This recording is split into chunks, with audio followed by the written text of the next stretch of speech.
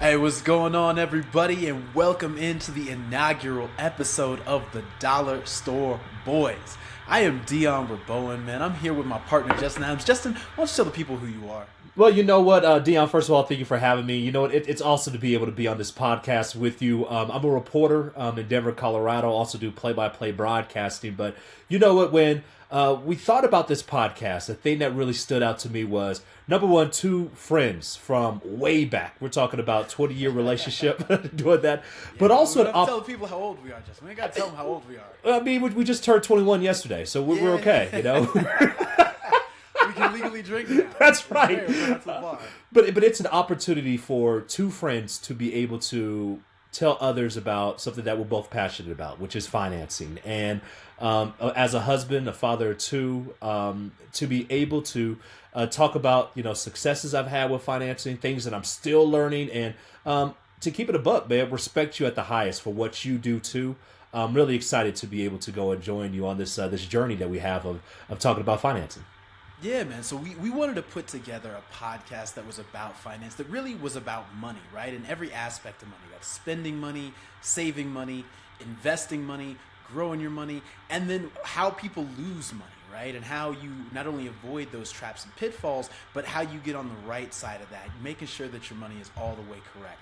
As I said, I'm Dion Rabouin. I am a financial journalist, a longtime reporter, worked at places like Yahoo Finance, Reuters, the Wall Street Journal, and wanted to bring some of that knowledge and just talking about it in a real way, with my partner, my boy, Justin Adams. As he said, we've been friends going back at least 20 years. I think it's actually closer to 25, my guy. Yeah.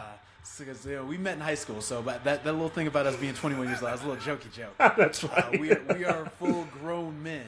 Yes, sir. Out here putting together this podcast. And we wanted to make sure that we were able to impart some of the knowledge we have, some of the things that we've learned about money to the people out there. And that's why we call this the Dollar Store Boys, because we are passionate dollar store shoppers. Yes. I even did a rap about the dollar store one time. In the dollar store. It's really real, but that's what it's about. It's about being the dollar store boys, because you know what? There's nothing wrong with saving money. No, nothing at all. There's nothing wrong with being able to put a little extra money in your bank account, and we have seen so many different changes when it comes to financing, and let's call it what it is.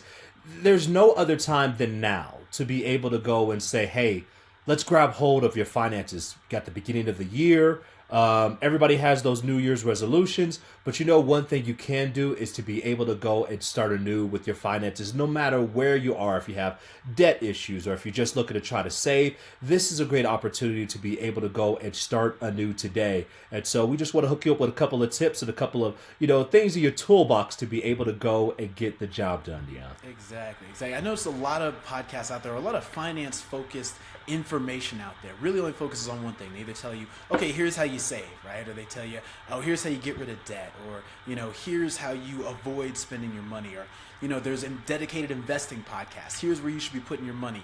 We wanted to do all of that. We wanted to bring all of that into one show and talk about, from a day-to-day perspective, about managing your finances, but also from a long-term perspective in terms of saving. How much to save, how much to put away, how much to invest, how to invest, what to invest in, all those different kinds of things that really make up the holistic journey of how folks deal with money. So that's what the Dollar Store Boys is all about. You know what? And also we love to talk about those hidden expenses that come out of nowhere. Like how about Christmas? When you set this wonderful budget, hey, we're going to go and everybody gets this much, per gift, and we're going to be fine. And then things out of nowhere just pop up. And you know what? I can't think of a better way to start our podcast than to talk about the importance of an emergency fund, Dion. And let's just put it this way. I've experienced this greatly within December. Talk about your now wait, first of all, let's back it up. Let's talk about what is an emergency fund. Yeah, so emergency fund, and I love the way that you just described it, because we had a couple of shows previously where we talked about, we went and did our practice sessions, and one of the things you said was this: it's borrowing from yourself at no interest. So having an emergency from yourself, you're the best lender you'll ever find. Period, right? Because, hey, you're not going to charge yourself interest, right? It's not going to hurt to be able to borrow money from you. And so what this is putting the money away, and generally we say in a high interest savings account, and we'll get to that in a little bit, but you put your money aside so when an expense comes up, that is greater than what you have budgeted for the month, you are able to go and then take said money and then finally go and pay for it. So rather than saying, I need to go and put this on a credit card, and now you're dealing with all this interest rates of, 18 to 22% that you now have to pay on that? And that's low. That's low. Good credit. And then there's other different places too, right? Where you may have to go and say, I have to go get a payday loan because I don't have the funds to pay for it. So rather than borrowing from another institution, you're able to go and take out the money that you've already have set aside to then go and pay for whatever emergency comes up. Like if you need a new refrigerator. I don't know. I mean, that could happen to you. Dion, it's funny. Sound like you have some experience with that. Just a little bit. In my garage right now is my old refrigerator. And in December of good old 2025, just set the budget for Christmas and everything. We're getting ready to go, man. We're saving. We're doing our thing. And then I realized that the refrigerator was no longer making ice. And I was like, well, that's not a good thing when it's not making ice. And then a couple of days later, I open up the freezer and everything is liquidy. And it shouldn't be liquid if it's That's a not how a freezer. freezer's supposed to work. No. So long and short of it, the freezer went out, so we had to go get a new one. $1,500. Shout out to Costco, by the way, where we got it from. Yeah, it cost you a bit. And then also with that, my beautiful, wonderful wife, about to be married of 9 years, by the way. 9 years. She was doing her driving. Now, thank you. First of all, thank you. She's walking by the way. I'm in the office. She just walked by. So I have no problem saying this, that as she was driving, she hit a block on the highway and her tire was popped immediately. She said, oh no, I think my tire is flat. So rather than buying just one new tire, the people at Lexus said, you need to go and buy 4 new tires. Oh. $1,200 out the back. $1,200. Oh, by the way, because you're driving a luxury vehicle in Lexus, you have to go get a tune-up. $1,000. Of course. Oh. For that tune-up. Oh. Yeah, $1,000. Now we're talking $2,200? So $2,200 for Lexus. You add up $1,500 for the refrigerator. Brother, we're looking at $4,000 that we didn't account for, that we had to go and pay for.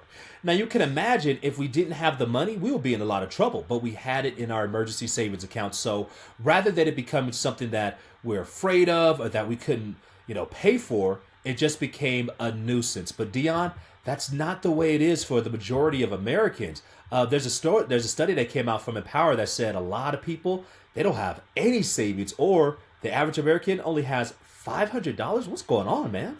Yeah, so I'm saying if you only have $500, right, and you get, you end up in this situation like Justin's in, where, okay, now you need to pay $4,000, what do? Right, and that really is why we talk about the need for this emergency savings. A lot of folks think, okay, well, instead of, maybe I'll just get the one tire, right, and maybe I won't get the tune-up, and maybe I'll just get the budget refrigerator at Costco. Even those things are going to exceed that $500 that the average American has put in savings. And so again, then what do? Can you borrow from a relative? Are you going to put that on a credit card? And if you put it on a credit card, if you don't have the $4,000 now, you're not going to have it next month. I mean, unless you skip all your payments, no house payment, no car payment, no gas, you're not going to have it next, and then you're not going to have it the following month. So what do? You make those minimum payments, and that's where a lot of folks get into some real trouble.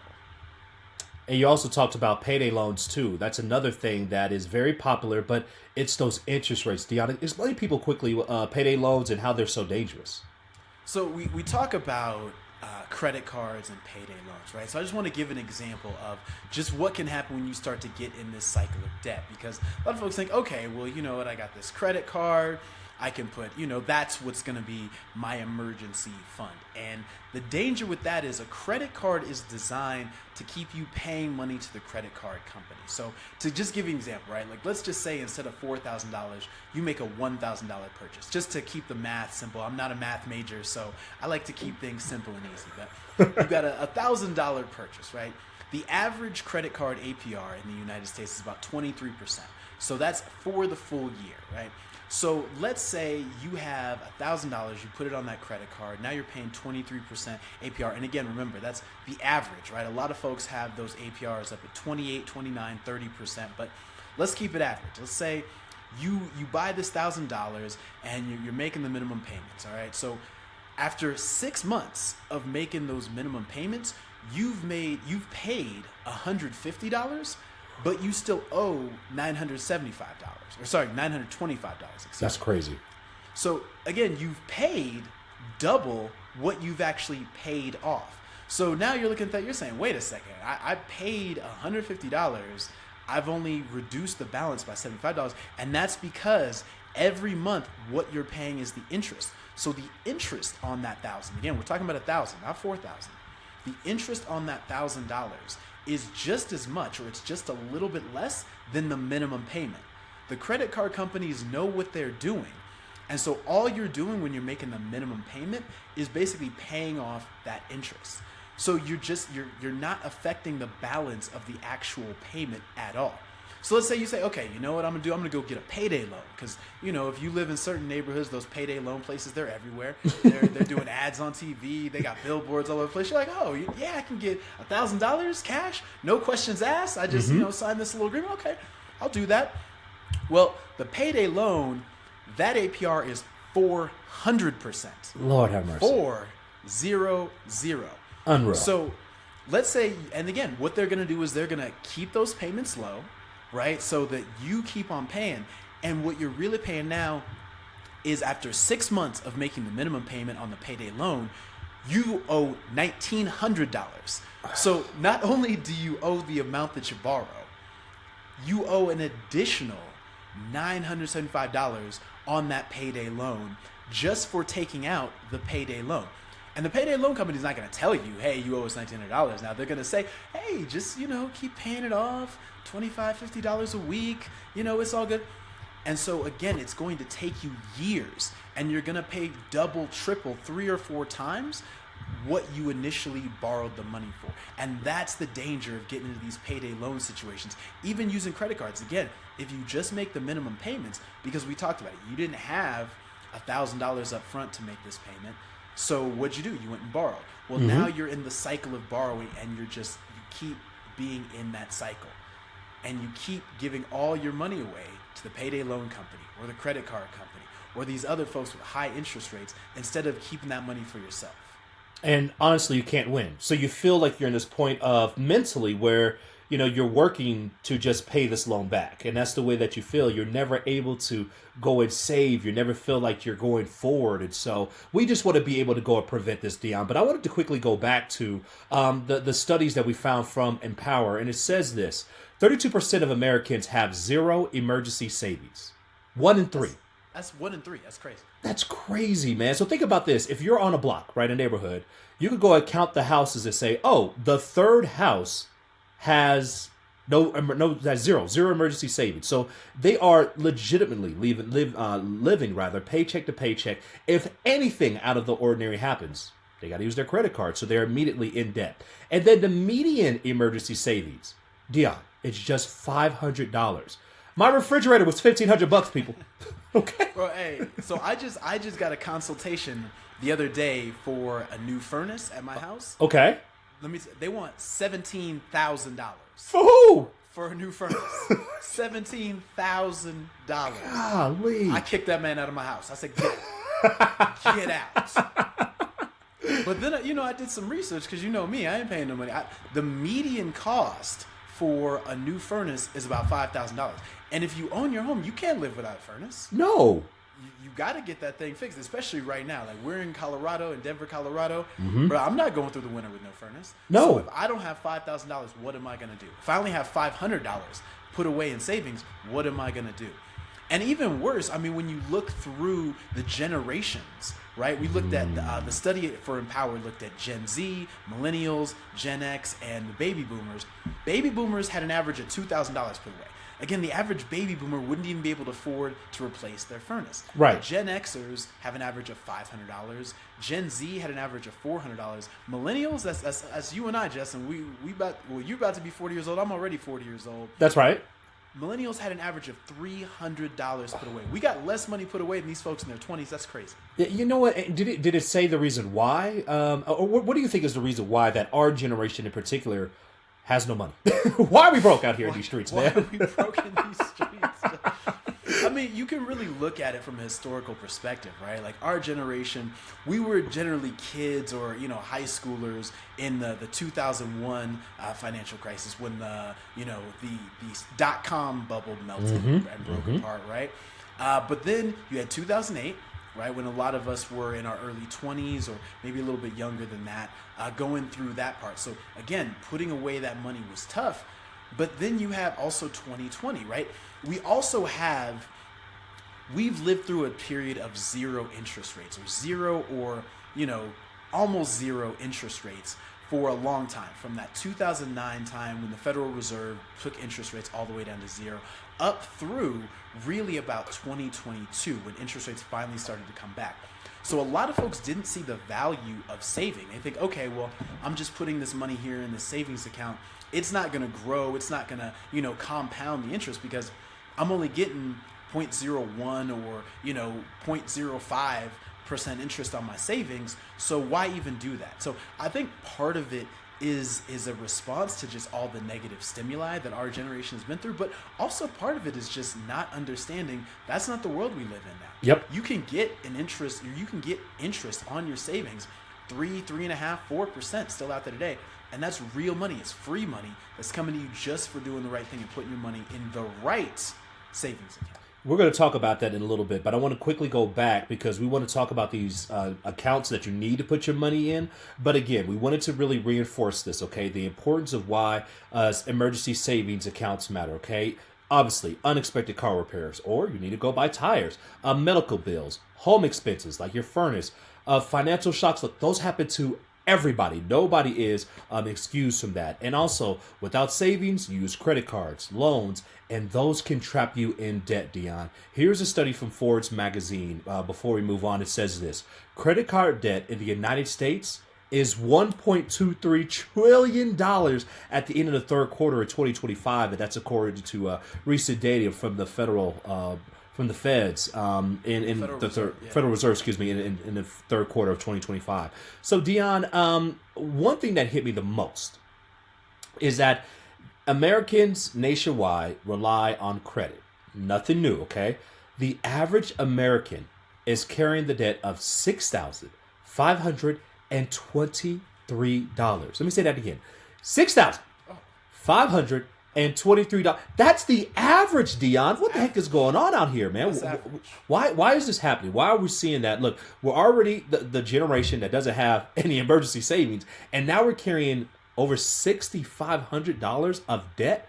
What in the world's going on out here, man? And that's across generations. And again, we're just talking about credit card debt, right? Not all debt, which includes mortgages, student loans, all that kind of stuff. We're not even talking about that. We're talking about just credit card debt. And credit card debt, again, next to payday loan debt or any of that kind of like usury kind of like the kind of debt that's really bad. But credit card debt is bad because, again, you're talking about anywhere from 20 to 30 to 35% interest annually.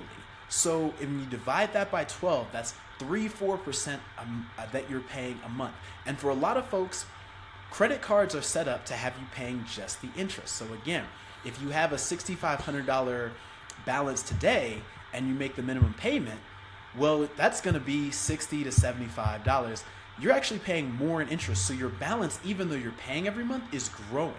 And so you're just getting yourself deeper and deeper into debt. And that's why that's so harmful. Yeah, and what's also interesting is when you look on a statement from a credit card, they say it will take you this many years or whatever to be able to go and pay that off. And so if you really think about it, the way that I always equated it was this, is that credit card companies, because of a system that they have put together, is able to go and take your money without asking for your permission, and they're going to take it every month, because of a system they have set up. So all the hard work that you have done, right? You go to your job, you do what you got to do, right? You may have worked a second job. They're going to be, just because you keep that money or that balance rather of that debt in their account or on the credit card rather, they're just going to go and take the money. And that's it. And so they take money right from your account. And so it's very important to be able to find different ways to be able to go and pay it off as quickly as possible so you don't get hit by those interest rates that just frankly take money right out of your pocket, Dion. And, when we look at all these other different things where we talk about debt and we talk about all the different ways that you could go and lose money, how about the ways you could be able to go and save money, Dion? Exactly. Let us know about some different ways that, you and I can be able to go and start to go and get on the right track with a nice savings account. Well, listen, so we talk about the problem, right? And I think, again, we talked about it for the show. A lot of folks talk about the problem. We're going to talk now about the solution. So one of the things, even for folks that do have those $6,500 in credit card debt, so we're talking to the average person right now, right? The most important thing you can do is start saving now. A lot of folks think, okay, well, as soon as I get this debt paid off, then I'll start saving. No, do the opposite. Start saving now while you do have that big balance. Because when you pay you, right, when you keep that money in your savings account, number one, that money grows. So the same way that your balance grows when you don't pay off debt, your savings balance grows when you put money into your savings. So create a plan. Start with a plan. How do I create a plan where, okay, if I'm spending $2,000 a month and my check is $2,000 a month, how can I get down to $1,500 a month? And I hope your check isn't actually $2,000 a month, but that's some people's reality. We got to respect It's real. it. So let's say your check is $2,000 a month and you're spending $2,000 a month. How do you get down to maybe $1,500 a month? So you're putting $500 a month in savings, right? How do you get down to, let's say your check is $2,000 a month, or let's just say for simplicity's sake, your check is $1,000 a month. I really hope your check isn't $1,000 a month, but let's say it is. How do you cut down $200, $400 from that, from your monthly bills? What doesn't need to be paid immediately that you can instead put in savings and pay yourself, so that when you've got that balance, you just pay that credit card balance off in full? Yeah, and the other thing too that you could do is track everything. Okay, so look, this is what you have to do, and I know it may seem like a tedious task, but it's the one thing that's going to help you out the most. Yep. Please track everything, your income, whether it's $1,000, $2,000, whatever it could be. Hopefully 4 or 5, maybe 10,000. Hopefully, we're just gonna go and let's put some zeros behind that. Listen, Justin, we do got to talk about. There are folks with $10,000 monthly incomes that have no savings. Yeah, and it's because they get $10,000 and they spend $10,000. I remember, and again, this is everybody across the income spectrum. Yeah. I remember I lived with a guy when I was in New York. This is my roommate. He ate out for every meal. No, so he's spending $10 to $15, and then we needed to get a new couch, and I'm like, oh, we can split the couch. We'll go get this couch. It's gonna be like $300. We got a nice little cheap couch. He was like, I don't have $150 for a couch. What do you mean you don't have $100? You eat out every meal, brother. Like, pare back that spending. But again, for him, he just is so used to eating out for every meal, he has no concept. So when you talk about tracking every dollar, that's what you're saying. How often are you going out to eat rather than buying those meals and cooking up at home? How often are you going out to the bar and spending, having a couple drinks here or there? How much money are you spending on things that you don't need to spend money on? Yeah, and some people would say also when you look at, say, Starbucks or whatnot, and look, we're not bashing any company, right? But it could be the small things where it's those small habits that you have that's actually going to add up financially. I remember talking to a coworker of mine, and she mentioned that during the pandemic. So, in the television industry, during the pandemic, people didn't go inside the office. Like, you literally had to go and do your shows from home. And so with technology, people were able to do so. And one of the things that she realized was, hey, I used to always go to Starbucks in the morning, give myself, something to wake me up, especially on the morning show, and then go and do my job. Well, because I had to cut back from that $5 to $10 drink daily, I look back at seeing how much money that I actually saved, and I was able to go and say, wait a minute, let me go and curb my habits, which is really one of the main things. Let me curb my habits in order to go and put that money that I would have set aside for coffee, I'm going to put it somewhere else. And that's the same way for you too. When you look at those finances and be able to say, okay, I'm tracking everything that I have, you could be able to look and say, wait a minute, do I need this subscription? Or do I actually need this, whatever habit it may be? Can I go without it for a period of time in order to go and pay and to save rather than to save and to also pay off some things? And just I think what you're saying right now is you've got it kind of backwards, because I think a lot of people, they're spending, they're not thinking about it. It's just like your coworker. She goes to Starbucks every day. She just thinks, hey, I got to get my coffee in the morning. I'll go to Starbucks. You don't really step back and think, okay, well, if I get a $5 coffee every single day, there's 30 days of the month, that's $150 that I'm spending. Or if I spend $10 on coffee, because maybe I go to Starbucks twice, or maybe I get that, the nice extra latte. I don't drink coffee, so I don't know. But you get the expensive latte, and that's $10 every single day. Or you go twice a day, and that's $20 a day. Well, $20 a day is $600 a month. So you're spending $600 a month on coffee.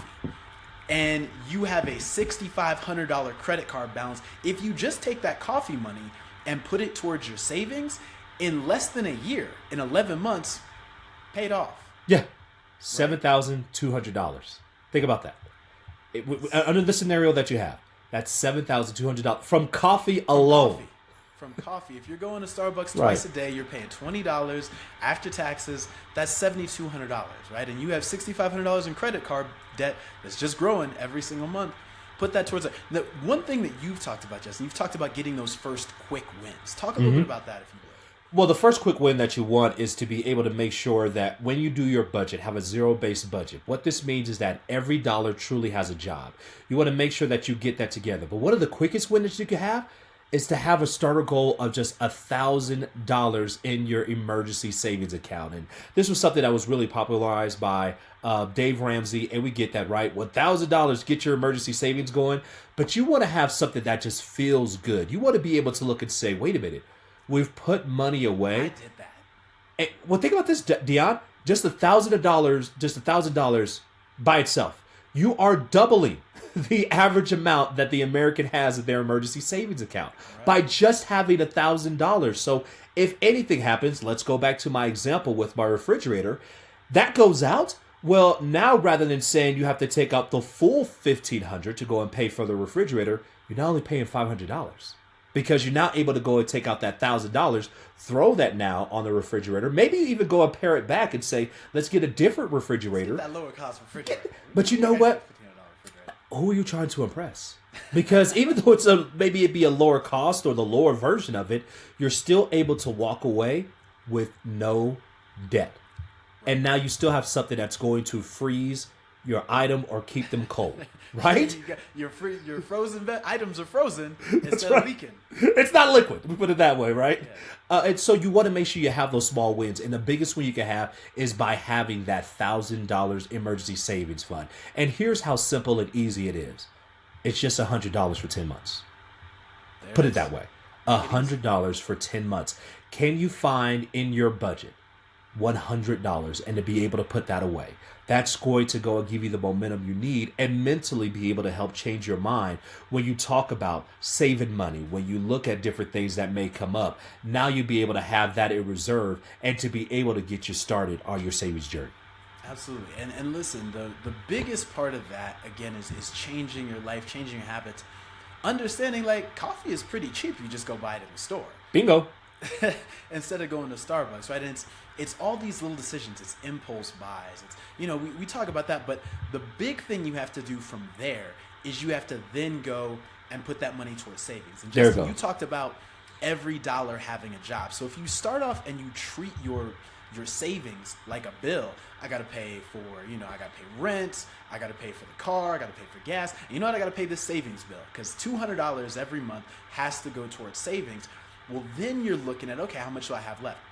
And the other thing you can do is you can automate that. So every time your check comes in via direct deposit, you can automatically make it so $100 of that goes towards your savings. So now when you're looking at your account, you're saying, okay, well, I only got $75 in here, or I only got $150. I can't make these purchases that I normally would have made. And that savings is already being taken out the same way a bill would, the same way some of these subscriptions will come directly out of your account, the same way you'll do auto pay for all of that. Do that with your savings. The last thing we want to talk about today is where to put that savings. Because a lot of y'all are making what is the biggest mistakes, which is you're just leaving your money in your regular savings account with Chase, with Wells Fargo, with U.S. Bank, with Bank of America. Yep. All these folks are stealing from you. What they're doing is they're taking that money that you give them for free, that you keep in your 0.01% savings account, and they take that money and they invest it, or they put into money market funds, or they put into bonds. That's something that you can do for yourself. You can find yourself a high yield money market savings account. And again, the difference between 3% or 4% and 0.01% is thousands and thousands or hundreds of thousands of dollars over time. When you look out over a period of time, 10 years, 15 years, 20 years, and that's the way you've got to start training your mind to think, you are losing out on thousands to tens of thousands to hundreds of thousands of dollars just by keeping your money in the wrong kind of account or at the wrong bank. So take the time. All you got to do is get on Google, look up highest yield savings accounts. Read through the terms. Make sure you get you a bank that's FDIC insured. That's important. Because there's some charlatans out there. Boy, explain that. Explain the importance of that real quick, because that's very important. FDIC insurance means the government insures your money. So if the bank fails, if the bank gets robbed, there's this great line in the movie Heat where the bank robbers say, "We're not stealing your money, we're stealing the bank's money. All of your money is insured by the government, so you will get every penny back." And that's true, right? So if anything happens to the bank, whatever it is, having your money in an FDIC insured account ensures that you get all of that money back should anything happen to the bank. And so that's really important to make sure you look out for that. Again, the other thing is find yourself a bank account, a savings account that's going to pay you to save. Money is not free. We've talked a lot about how much it costs for you to borrow money. The same is true for saving money. When you put money away, now you're not going to be able to find a lot of assets that pay you 20, 30%, which is why credit card debt is so bad, because you can't really find anything on the other side that equals that. But what you can do is find a nice savings account, a high yield interest or a high yield savings account that's going to pay you 3-4% for your savings. And when you do that, that compounds. And so every month your money is growing, your money is making money. And that allows you to get that $1,000 savings and then really turbocharge that, because the more money you have, the more money you're going to get. Yeah, and it's really interesting when you'll be able to look at your account and be able to see how much money you're actually making by just having your dollars at that bank. That's it, at these online banks. So, for example, SoFi is really good. You could try Ally as well. And so those are different places where you could be able to go put your money. Again, all of those are FDIC insured, so you could be okay to keep your finances in there. And it's an encouragement for you to continue to go and save money. And here's the great thing about it. The more you save, the more you get back. Now, down the road, we'll talk about investments where you really want to put your extra funds from there. But you're not at the point where you could go and invest like that. You need to go pay off this debt, okay? So we're just trying to help you make sure that you pay off the debt, you have this emergency fund, and you please be sure to go and get you one of those accounts today. You do not want to go waste time. Every day that you say, I'm going to put it off later, I'm going to put it off for another day, just know this, you're stealing from your future. You're stealing from the future. And again, you can start with $10. If all you got in your account right now is $10, go put that $10 in a high yield savings account. If all you got today is $100, go put that in a high yield savings account today. Start it today, so then it's in there and then it's making money. Every day, like Justin said, that you don't put money in your savings, that you don't invest, you are losing money. This inflation is not going away. Prices are going to keep going up, and if your money is not making money, you are losing money. And I think it's important to say this too, Dion, because I know for a lot of us in our community and just in general, right, you may not have been taught this before, right? I know for myself, you were telling me years ago about the importance of investing, and it took me about a year to finally start to get my first investment. It wasn't 1 year. It was a few years. Come on, man. It's the first podcast, bro. I'm trying to make myself don't lie to the look people good. on podcast number 1. Let's keep it a buck. It was more than 1 year, man. But you know what's funny is that in that, and we'll definitely talk about investments down the road, but I remember giving you a call about 3 months later, and I'm like, bro, what is this? What does this plus like hundreds of dollars mean? Like, what does this mean? You're like, I'm trying to tell you.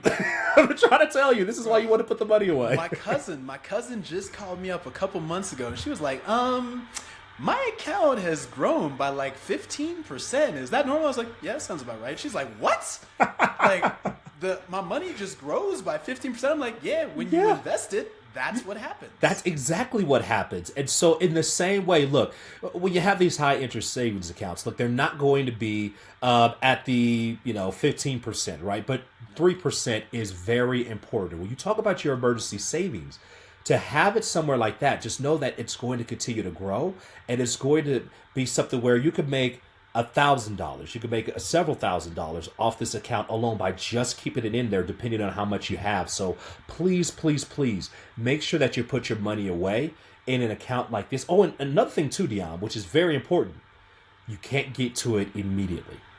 Yeah. That's important, because what happens is that even as you're trying to change your habits, it's very easy to say, oh, we got it. Look, it's right here. Let me just pull it out and I'll just go and, pay for this right now at this moment.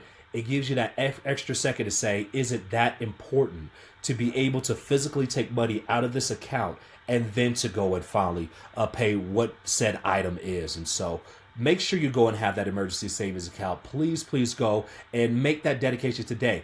Even if you have debt, even if you have a lot of different things that you're looking at.